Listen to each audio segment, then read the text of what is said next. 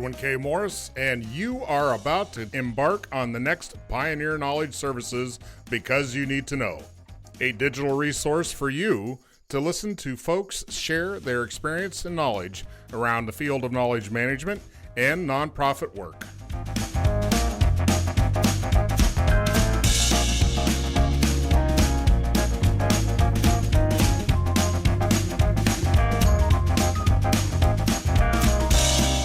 If your company or organization would like to help us continue this mission and sponsor one of our shows, email byntk@pioneer-ks.org.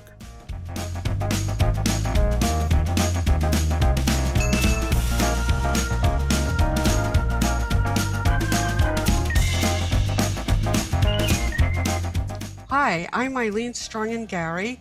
I live in Metro Atlanta in Georgia. Some things about me. My most fantastic job that I've ever had was working for Intercontinental Hotels Group, IHG, the big hotel company. Right now, I am currently looking for my next opportunity to impact and bring value to an organization. I've worked for 20 years in the field of knowledge management, research, competitive intelligence, and trends. I absolutely can talk your head off about classic films from the 1930s and 40s, and I love to travel, having been all around the world, including Singapore, Alaska, UK, China. So absolutely love getting out there and traveling.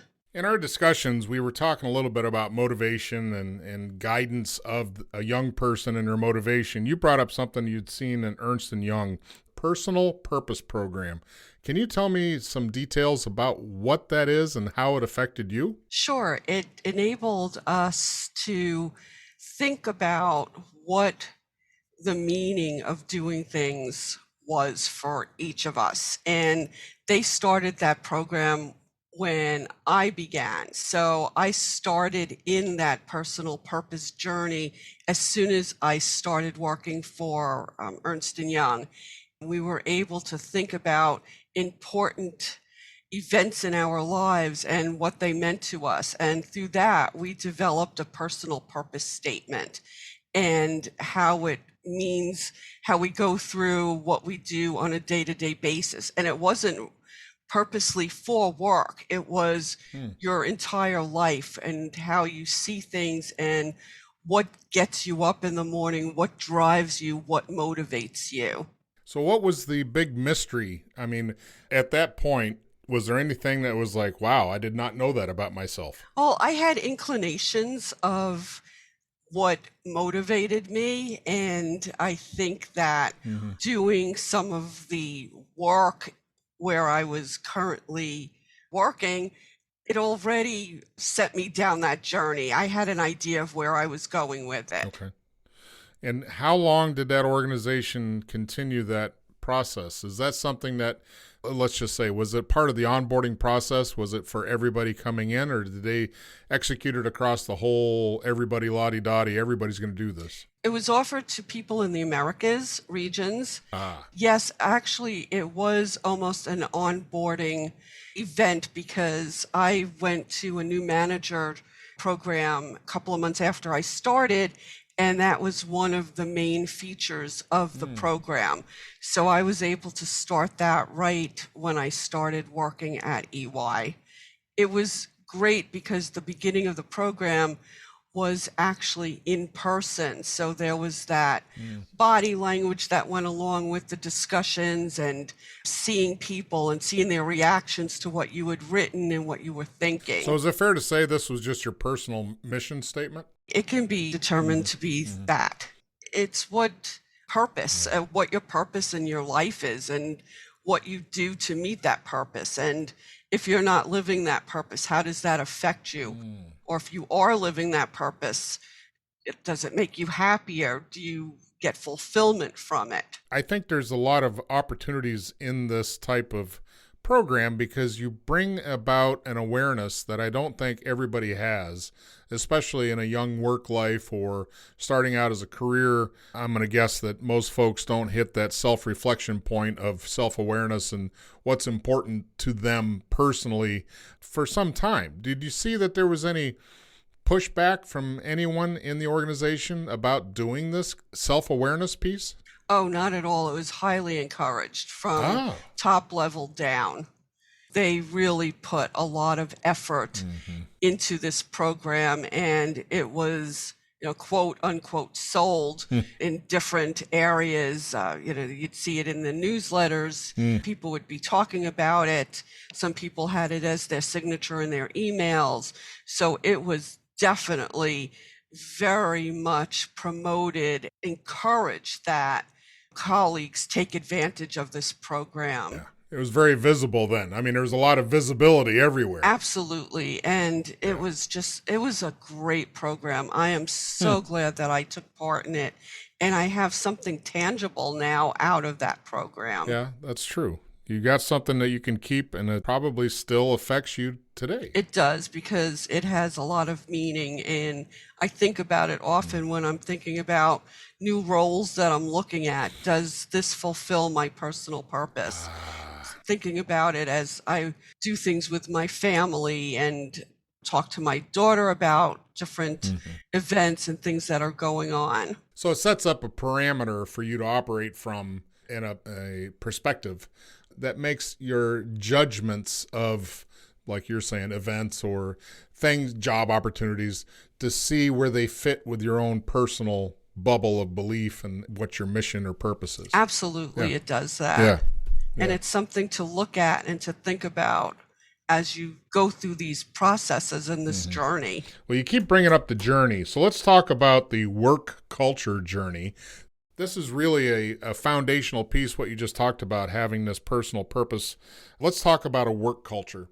How do you affect a work culture in order to get let's just take this for an example, to use something like the personal purpose program to help define individually what they can bring together collectively?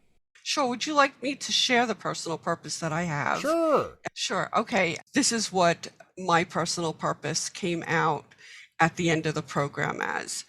Living my personal purpose in everything I do, where every day I wake up to share knowledge so that others can experience the joy of learning and growing to positively impact humanity. I like it. Thank you. It has a lot of meaning. You defined it from when your feet hit the ground in the morning. I mean, it's just like you're not messing around. This is the first thing I do. It's what I have passion for. Yeah, well put. Thank you. So how do you get that passion across a work culture? In attitude, in programs, in speaking one-on-one or in large groups to colleagues. And it's just exuding this joy that I have in what I'm doing and bringing people into the fold, because it makes them want to do that as well. In a work culture, how do you define that now that we're into the full-fledged hybrid gig economy of small parts that a lot of people play in different places versus the not that long ago concept where you had a full-time workforce all in the same location or somewhat? How does that affect a work culture now, do you think, with the new paradigm of how things are? I think you can still have a lot of success in that type of environment. Remote work for me isn't anything new. And when I was at IHG, because it was a global company, I had impact across all of our global and regional offices. They all took part in everything. So for example, in the onboarding program, my team set up an onboarding process for new colleagues coming into the company where this program, the knowledge management program, was part of that onboarding process. So I would introduce during a new employee orientation. I'd come and make the introductions, tell them a little bit about the program, and then I would set up large group presentations that went further, did a deep dive into the program. this program was modeled for our other offices as well. So in our UK office, I had a direct report there who presented the same program to new colleagues there. For our China office, I actually got up in the middle of the night, went into our office. We had telepresence rooms back there and did new orientation for them via this telepresence room for their time zone. Let me look. So, what program were you selling? A knowledge management program? The knowledge management function, Oh, the function okay. that I had, that I managed and directed. Got it. And that included our platform. It included the resources, like, the Factivas of the world, the LexisNexis of the world, and all of the different resources that we had. We would do training for them. So during new employee orientation, they got a very brief overview telling them that we had this knowledge management function here and that we had all these resources that would help them do their day-to-day job. So information, competitive intelligence, we had information on trends, current events, news that was relevant to the business. So as soon as they stepped in the door, they knew that IHG, that they put an effort into making sure that new colleagues knew that this existed. For colleagues that were already in the business, we had different trainings that went on and people could sign up for them. So it was a comprehensive program that we had. Who was your counterparts in the organization? I'm just curious, as far as at your level of the KM, were you on the same level as IT? Were you at the C-suite as far as command and control of all this? How were you nested?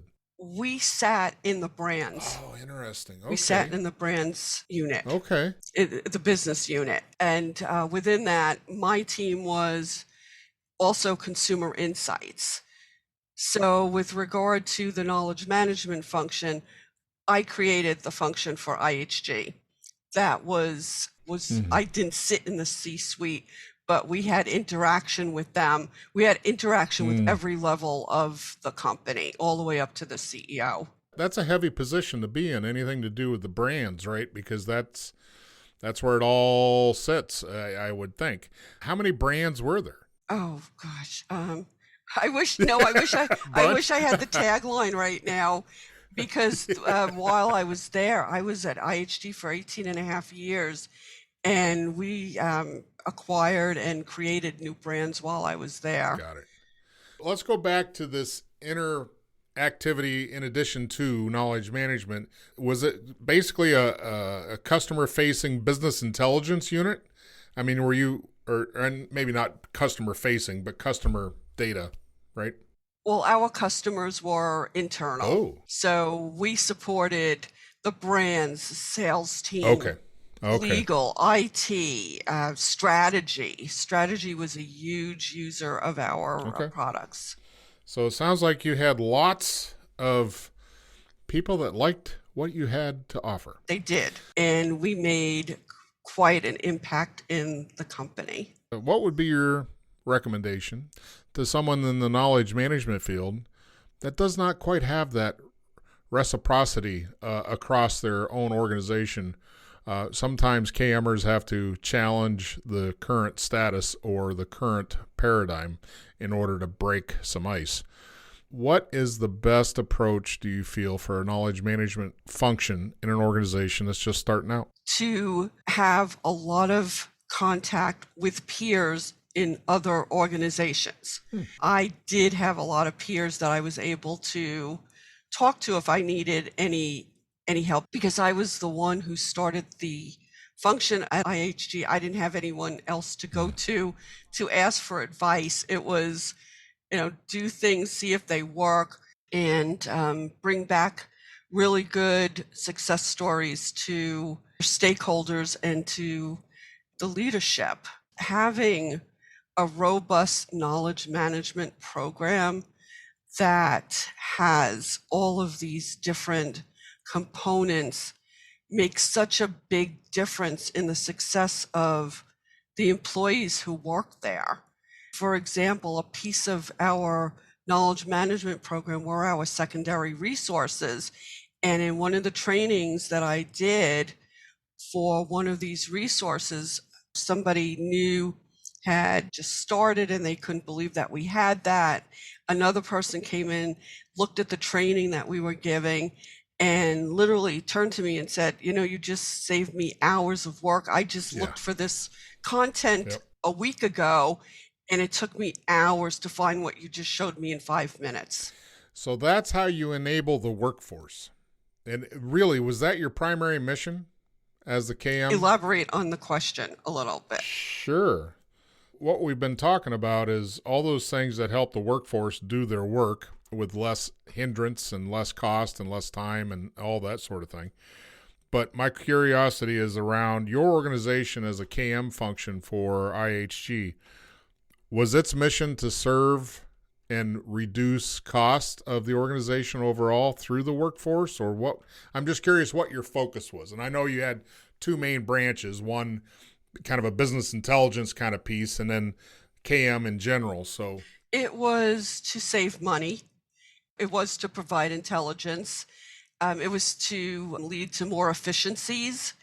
It was to make people smarter in a way. I can give a great example of this. The platform that we had, we were able to implement external feed of our resources directly into the platform. So if you took, for example, the sales teams have accounts. And so we were able, based on different colleagues' accounts, create feeds of information flowing into the platform so that the user for a specific account could go into the platform, click on their account, and get a running list of all the content related to that specific account, so that when that person went out to sell hotels to different companies, the company that they were speaking to would often tell our colleague, our IHG employee, that they knew more about what was going on in their organization than they did. That's awesome. That was great feedback for us, yeah. knowing that we were being successful.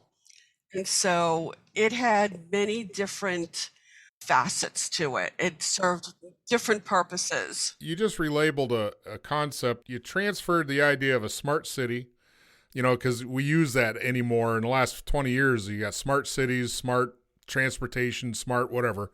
And now we've just created smart workforce because you're enabling, just a more customized user interface that actually adds value instead of confusion. Yes. Smart workforce, you're all over it. Absolutely. And it did do that. I like to think that what we did and what we created took away angst, because people who don't know where things are and don't know things have angst. They don't know what they don't know. And our content was credible. It was vetted. It was unbiased because it came from different sources. Well, I want to move on now. We've hammered how to make a smart workforce. So how do you revolutionize your digitization, your digital tech, all your tech? That's a great question, because I saw our knowledge management program start off in an Access database. Oof. And that was uploading market research reports into this database. And within months to maybe a year, it was just obsolete already. And from that point, I was set out on a search for the next great technology.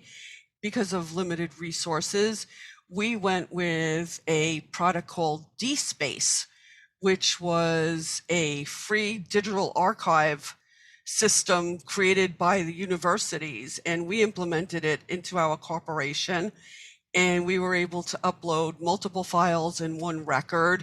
We actually scanned our paper market research reports into digital files and uploaded that into the platform. And eventually we outgrew DSpace, and because of the success of the program, we did grow a budget. So we went out looking for the next platform. I discovered a product called Northern Lights Single Point. Northern Light has been around for decades and started out as a search company. And so we adopted this new product, Single Point. We branded it. We migrated all the content from DSpace into branded Single Point product. That is the technology that we started to use at IHG. And this was also the product that had the APIs that enabled you to feed your external resources directly into the platform. Northern Lights product also grew with technological advances as well. When I left IHG, we were getting into the machine learning piece of the product. This was just a great resource for the company. Well, let's talk about the strategical decisions that were made in order to pick and choose what the technology was going to be. How does that happen, and who's in charge of that in an organization? It depends on where your function sits. In my case, it was a group of people who had some demos done by some other companies. At the time, SharePoint was beginning to be the dominant archival system.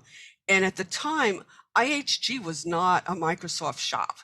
And so we didn't have Microsoft as part of the organizational technology. I guess we had to go in another direction. The Northern Light product just blew us out of the water. We were just so impressed with it. It was a smaller company, so we had direct access to their senior leadership in building out the product, direct working with a couple of people, the tech team on their side. We didn't have a lot of technology needs from our own internal team because of how the product sat in Northern Light, what the platform is, where it sat. We didn't have to bring a lot of technology in from our piece. I'm trying to peel the onion here on the strategic piece, because I think there seems to be a lack of, I'll say, business intelligence in some organizations about picking the next slice of technology that they should jump into. And so I'm curious about the due diligence, what your recommendation is for an organization to really, you talked some about how the Microsoft platform didn't really fit because you weren't a SharePoint or a Microsoft customer to begin with, so that made that decision a little easier. But how do you keep up with technology changes? Personally, I read a lot. I research what's going on. Again, I'm part of a couple of organizations, Special Libraries Association. I get feeds from KM World. And so I'm constantly looking out to see what's new and what's out there. And I revisit companies I've looked at prior to see what advances have been made, to see what what the next big thing is. Okay. Because when you talk about technology, what I have found, especially in knowledge management, is that there are so many people trying to give you input about technology. And sometimes the technologist thinks that they have the best idea. Meanwhile, we in the expertise within the knowledge management function, we see things a little bit differently because we work within those platforms and we know what works, what doesn't work, what our customers are looking for. And a lot of times, IT or senior leaders think, oh, look, a new shiny object, and they want to take it and run with it before they know if it works. And it's really important to have that foundation in knowledge management to know what's out there and what is working and what's not working. You bring up a kind of a consumer reports mentality in order to do all your research, but I don't think there is a consumer reports, so to speak, for this type of industry. I don't think. Is there a consumer reports? I mean, you're talking to trade magazines or trade resources. Yeah, a lot of it has to do with what's been reviewed and, what the pros and cons of a certain product is. Sure. But there's a lot of talking to people that are already working within the platforms and Right. my peers that are working right in it. We've talked about shopping for new. How do you compare to old to kind of tamp down those cheerleaders of, hey, there's something shiny over here. We need this. To say, do we really need this? How do you evaluate what you've got and what you're not getting to what you could get with all the pain points of transition to something new? Oh, again, that has to do with knowing who your customers are, what they're looking for, what their needs are, because a lot of times what you already have can be expanded. The capability is already there. You just might not already own that. And to talk to that. And I think that was one of the high points of going with Northern Light, because we had direct feeds into the CEO and their leadership. We were able to talk about what our needs are, and they were able to go out and try to fulfill those needs. How much interface does that require with all your customers? I mean, that sounds like a heavy lift to continually pull in, and maybe not what's needed, but what's wanted. And I want to define that, because what's needed is sometimes not what's wanted, and vice versa. So how do you decipher about wants and needs in the development cycle of what you have and to what you don't have?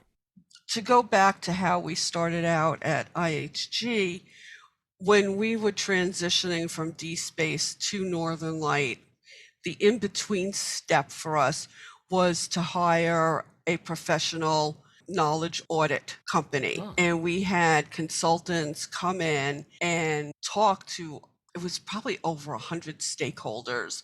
And we did a comprehensive look at content that we had, the culture that was within IHG, technological thoughts, needs, what was working, what wasn't working. And we got a comprehensive report back, and that enabled us to go forward with a new strategy and build out this function. We knew what people were looking for and what their needs were. Everybody wants everything.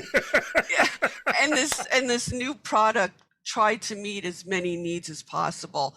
And, having the background already, just having the education piece, I knew what to look for, what questions to ask, the flexibility and capacity of what this new product was going to be.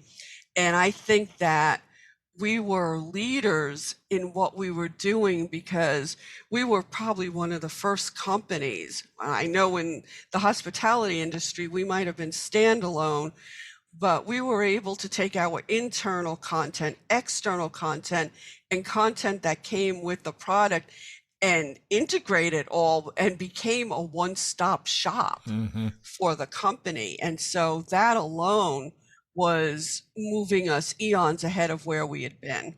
It sounds like the focal point of all your success was in that first deep dive and understanding of the culture, the needs, the technology that is and what's not.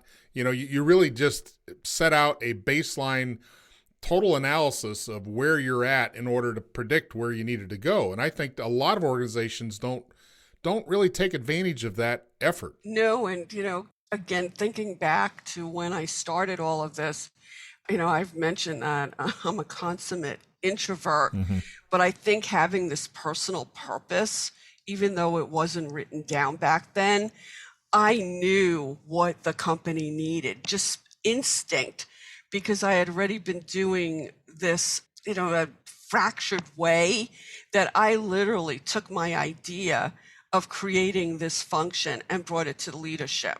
I mean, I literally had a meeting with the person in charge of strategy and said, look, this is what I think we need. This is how we can do it. And instantly he just gave his approval.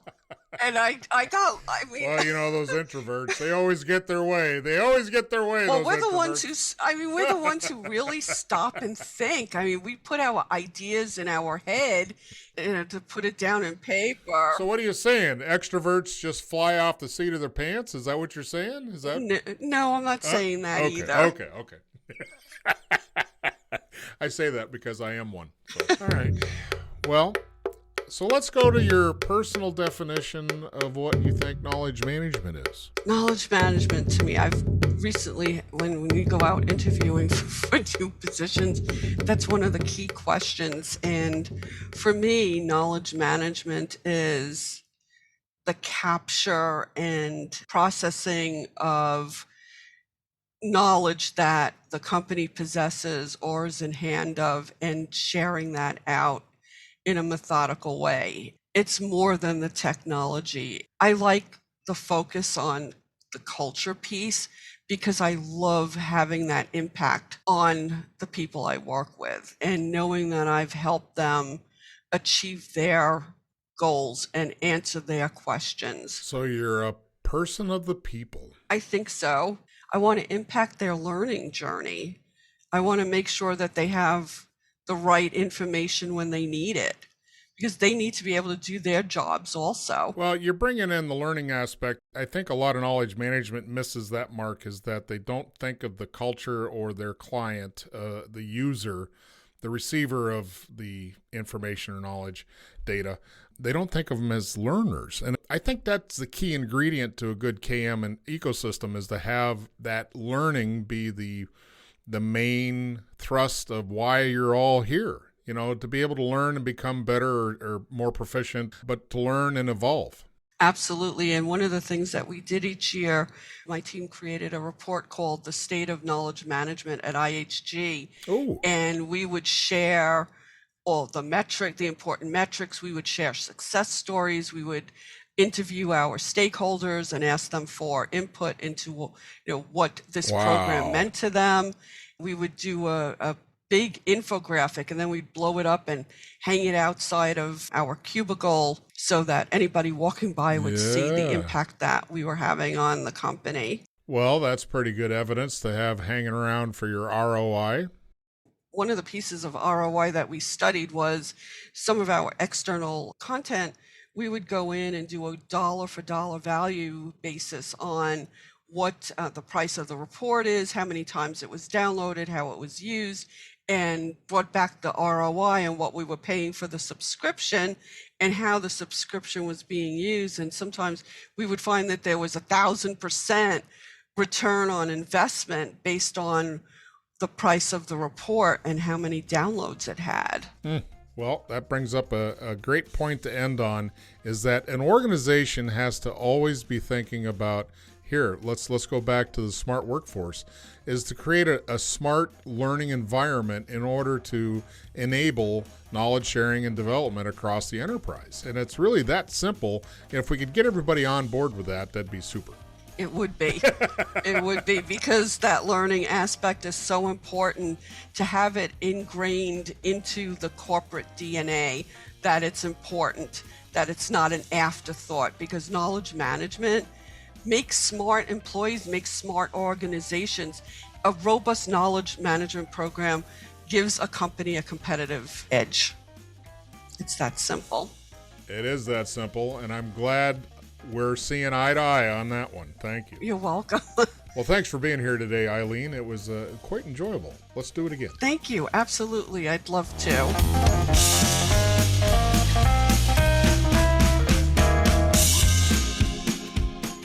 Just finished our latest Because You Need to Know, a public service of Pioneer Knowledge Services. Please join us on LinkedIn and find us at pioneer-ks.org.